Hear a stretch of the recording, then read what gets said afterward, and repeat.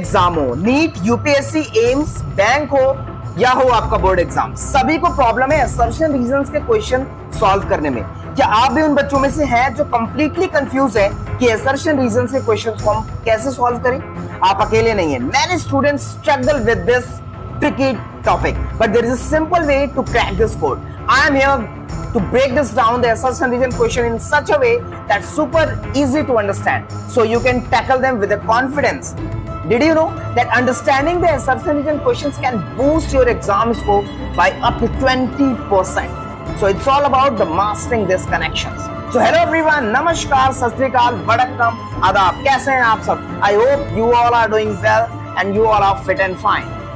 Today I'm going to show you the super easy way to understand the assertion region, and by the end of this video you will be solving them like a pro. So don't miss the end of this video. And you know, most of the exams in India having this type of questions to evaluate the problem solving approach. And even now in the board exams also we can see in all the subjects like science, mathematics, English and all the other subjects as well. तो पहले समझते हैं बच्चों कि ये assertion region है क्या। तो बच्चों, assertion region questions में दो स्टेटमेंट दिए होते हैं, जिसे एक को हम बोलते हैं assertion और जो दूसरा होता है उसे हम बोलते हैं reason। एक्चुअली इस टाइप के जो क्वेश्चंस होते हैं बच्चों, वो आपकी प्रॉब्लम सॉल्विंग अप्रोच और आपकी जो क्रिटिकल थिंकिंग है उसको इवैल्यूएट करते हैं। ठीक है, तो इसमें दो स्टेटमेंट है, एक असर्शन है, दूसरा क्या होता है, रीजन होता है। हम इसको ऐसे कह सकते हैं कि पहला फर्स्ट स्टेटमेंट और दूसरे को क्या बोल सकते हैं, दूसरा स्टेटमेंट बोल सकते हैं। ठीक है, तो द गोल जो होता है, बेसिकली जो गोल है इस असर्शन क्वेश्चन का एग्जाम्स में पूछने का, या जो सीबीएसई ने भी जो इंट्रोड्यूस किया है ना, तो इसका मतलब यही है कि ये क्या करता है, it test your ability to analyse, evaluate and it helps you draw the logical conclusions based on the information and the evidences presented to you. तो अब जानते हैं कि बच्चों गलतियां कहाँ होती हैं इन टाइप के क्वेश्चंस को करने के लिए। जब आप क्वेश्चंस को अप्रोच करने जाते हैं तो आपसे कहाँ गलतियां होती हैं। एक्चुअल में बच्चों क्या होता है ना, कि जब आप इन क्वेश्चंस को देखते हैं, ठीक है, तो जैसे ही आप असर्शन पढ़ते हो ना, असर्शन पढ़ते ही तुरंत आप रीजन पढ़ लेते हैं। ये सबसे गलत तरीका है असर्शन रीजन के क्वेश्चंस को अटेम्प्ट करने का। कभी भी असर्शन पढ़ने के बाद तुरंत रीजन नहीं पढ़ना है, क्योंकि रीजन पढ़ते ही क्या होता है ना, एक्चुअल जो रीजन होता है वो आप भूल जाते हैं, क्योंकि एग्जाम को ऑलरेडी इतना स्ट्रेस होता है, इतना प्रेशर होता है उस वक्त, है ना। तो सही तरीका क्या है, you just take a pause, 1 second 2 second का पॉज लो, ठीक है, टेक अ डीप ब्रीथ, ठीक है, और पहले असर्शन को समझो कि क्या वो खुद अपने आप में करेक्ट स्टेटमेंट है या नहीं है। अगर वो नहीं है तो ऑप्शन आ जाएगा कि असर्शन इज नॉट ट्रू वाला।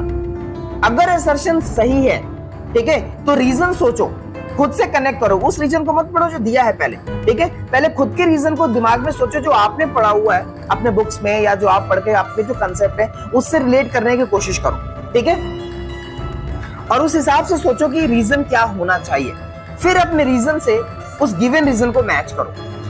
आओ इसको एक एग्जांपल से समझते हैं। देखो, सबसे पहले असर्शन। असर्शन क्या है, एक सिंपल स्टेटमेंट है, उसके बाद क्या दिया हुआ है, एक रीजन दिया हुआ है। रीजन क्या होता है, it is explanation of the assertion. अब इनके जो है ना 4 ऑप्शंस दिए रहते हैं। पहला ऑप्शन है कि अगर असर्शन और रीजन दोनों ट्रू है and reason is the correct explanation है ए का, यानी असर्शन का, तो ऑप्शन ए होगा।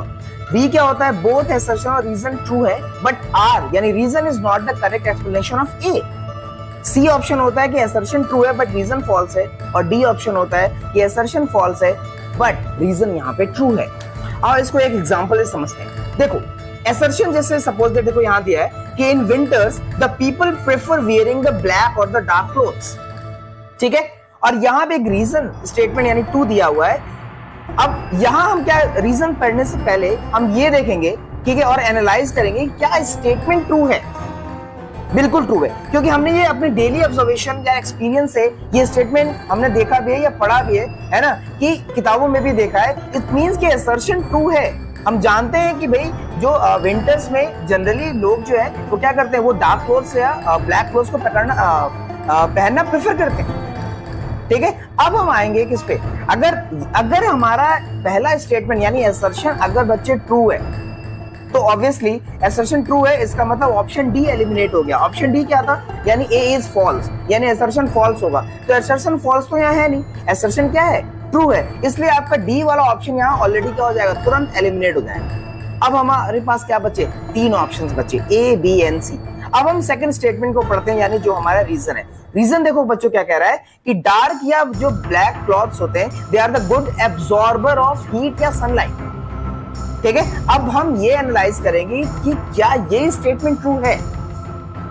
ठीक है, अभी हम रीजन पे नहीं जा रहे, अभी हम देख रहे हैं क्या ये स्टेटमेंट ट्रू है। ये स्टेटमेंट बिल्कुल ट्रू है बच्चों, क्योंकि हमने ये भी पढ़ा है कि जो डार्क क्लोथ्स होते हैं, है ना, they are the good absorber of what, heat और सनलाइट। और ब्लैक तो आपको पता है द बेस्ट एब्जॉर्बर होता है। तो जैसे ये स्टेटमेंट ट्रू हुआ ना बच्चों, आपका सी भी एलिमिनेट हो जाएगा, यानी जो सी वाला ऑप्शन है वो भी एलिमिनेट हो जाएगा, क्योंकि सी वाले ऑप्शन में क्या दिया हुआ है कि उसमें आर फॉल्स है ना। ए असर्शन ट्रू होगा और रीजन क्या होगा आपका फॉल्स होगा।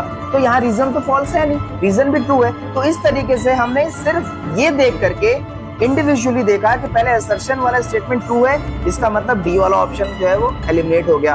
अब यहाँ पे रीजन वाला स्टेटमेंट भी ट्रू है, तो सी वाला भी क्या हो गया, एलिमिनेट हो गया। अब हमारे पास बचा है सिर्फ ए और बी। अब ये जो दो ऑप्शन हैं ए और बी, अब इसमें क्या करते हैं, देखो इसका मतलब दोनों स्टेटमेंट हमारे करेक्ट हो गए। अब हमें बस ये रिलेशन बिल्ड करना है कि जो सेकंड स्टेटमेंट है, यानी जो यहाँ पे जो रीजन है, ठीक है, वो असर्शन का प्रॉपर रीजन है या नहीं है, क्या उसको वैलिडेट कर रहा है या नहीं कर रहा है ना। हमने जो बुक्स में पढ़ा है उसके साथ इसको क्या करेंगे, कनेक्ट करेंगे। जैसे मान लो और बिकॉज लगाइए, आप क्या करना है, सबसे अच्छा तरीका ये है कि जो भी रीजन है ना, असर्शन में बिकॉज लगा करके रीजन पढ़ो और देखो कि क्या जो आपने पढ़ा हुआ है उसके साथ कनेक्ट क्या बिल्ड हो रहा है। देखो जैसे मान लो in winter people prefer wearing the black or the dark clothes because black and dark clothes are the good absorber of heat।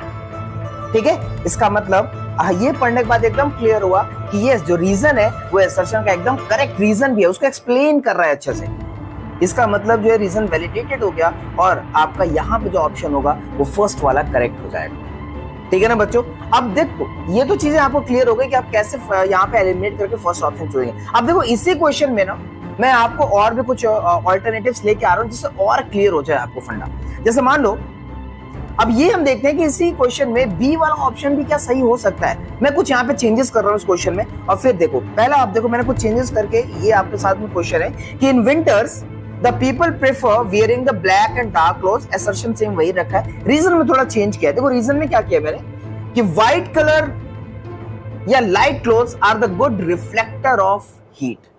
तो अब इस स्टेटमेंट में देखो बच्चों, है ना, ये जो क्वेश्चन अब मैंने आपके सामने दिया हुआ है इसमें दोनों स्टेटमेंट करेक्ट हैं, बिकॉज हमने पढ़ा है कि लाइट कलर के जो क्लॉथ्स होते हैं they are the good reflector of sunlight, है ना। बट जो second statement is not the correct reason of the first one. ये देखो दोनों स्टेटमेंट दोनों ही करेक्ट हैं, बट क्या जो सेकंड वाले स्टेटमेंट है वो फर्स्ट वाले का करेक्ट रीजन नहीं है ना। स्टेटमेंट दोनों ठीक है, तो इसलिए यहाँ पे ऑप्शन बी वाला करेक्ट हो जाएगा। ठीक है, अब देखो अब मैं देखता हूँ कि तीसरा वाला क्या है या चौथा वाला ऑप्शन भी क्या सही हो सकता है। मैं कुछ चेंजेस कर रहा हूँ इस क्वेश्चन में फिर से आपको समझाने के लिए। देखो suppose that in winter the people prefer wearing the light और व्हाइट कलर क्लोथ्स, और रीजन हमने क्या दिया है इसका कि black and dark clothes are the good absorber of heat. अब यहाँ पर क्या है ना बच्चों, असर्शन तो फॉल्स हो गया क्योंकि हमें पता है कि लाइट और व्हाइट कलर के क्लोथ जो है जनरली प्रेफर नहीं किए जाते, तो असर्शन यहाँ फॉल्स हुआ। बट रीजन यहाँ पे क्या है, ट्रू है ना, यानी जो रीजन का मतलब ये जो सेकंड स्टेटमेंट है वो यहाँ पे ट्रू है, तो यहाँ पे ऑप्शन जो होगा वो डी सही हो जाएगा।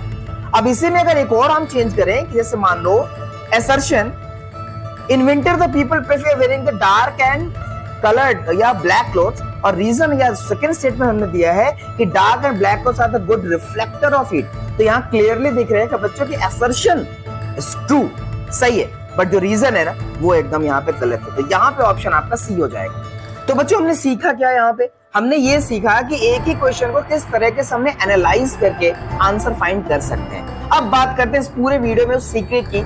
हमने पूरा पोस्टमार्टम या एनालाइज करने के बाद हम कंक्लूसिव पॉइंट पे पहुंचते हैं, यानी जो punch line, that is the 3 best tips कौन सी हो सकती हैं। ठीक है, देखो ये सारे एनालाइज करने के बाद जो सबसे बेस्ट टिप यहाँ पे होगी ना इसको इस क्वेश्चन को सॉल्व करने के लिए बच्चों, वो ये होगी कि आपको क्या करना है, you have to build a strong foundation of the concept. जो भी आप पढ़ रहे हो अपने कंसेप्ट का एक स्ट्रॉन्ग फाउंडेशन बिल्डअप करो। बच्चों देखो असर्शन रीजन के जो क्वेश्चंस होते हैं बहुत ही लॉजिकल होते हैं और डीप नॉलेज लिए हुए होते हैं। So the first thing what you have to do is that कि आप अपने कंसेप्ट्स को होन करो, अपने स्किल्स को डेवलप करो, सो दैट आप क्या करो, कंसेप्ट्स आपके जब क्लियर होंगे, एकदम क्रिस्टल क्लियर कंसेप्ट होंगे, तब इन क्वेश्चंस को आप बहुत आसानी से कर सकते हो। तो ये थे आपकी पहली टिप। दूसरा जो बेस्ट टिप ये हो सकता है कि कभी भी असर्शन रीजन क्वेश्चन जब आए ना, कभी जल्दीबाजी नहीं करनी बच्चों। हमेशा प्रॉपर टाइम लो, टेक अ डीप ब्रीथ। और दूसरी चीज ये कि आप तुरंत रीजन पे जंप मत करो, असर्शन को पढ़ो, ठीक है, उसके बाद थोड़ा टाइम लो और तब आराम से सेकंड स्टेटमेंट को पढ़ो। ये ठीक है, ये सेकंड बेस्ट टिप है आपके, है ना। Take time to read the assertion and reason question. और एक चीज समझ में कभी ध्यान रखना कि कभी जल्दीबाजी नहीं करनी आपको, ठीक है। आराम से ब्रीथ लो के काम होकर कंसंट्रेट और फोकस करके आराम से पढ़ो। तो ये आपकी बेस्ट टिप है। और अब हम आते हैं लास्ट सबसे मोस्ट इंपॉर्टेंट टिप में बच्चों, क्या कि evaluate and read the each statement independently. Yes, आपको शुरुआत में रिलेशन बिल्ड नहीं करना है। आपको क्या करना है कि पहले जो असर्शन है उसको रीड करना है, उसके बारे में पहले आपको अपनी जो है इवैल्यूएशन करनी है, एनालाइज करना है, और फिर तब आपका जो सेकंड स्टेटमेंट है उसको पढ़ना है और फिर उसको एनालाइज करना है।